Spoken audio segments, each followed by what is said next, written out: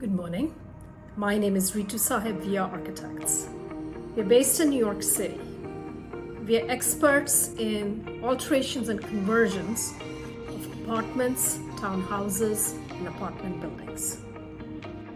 This is a 2-minute video, the first in the series of 8 videos, meant to help you avoid 8 common mistakes. Mistake number 1. Hiring a cheap architect. Well, we all do it, but we don't run out and get the first person to be our spouse or hire the first search online to be our doctor or the first person to be our lawyer. And why should we do it with architects? We are entrusting architect with our multi-million-dollar property and a renovation which could range from $50,000 to $800,000 or even more. It's best to hire someone after putting a lot of thought and seeing the services they offer. Compare them with services of other architects.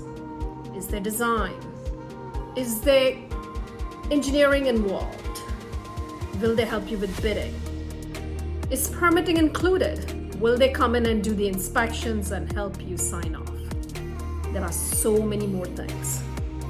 So, I hope you will put thought in hiring an architect and definitely reach out to us if you need to.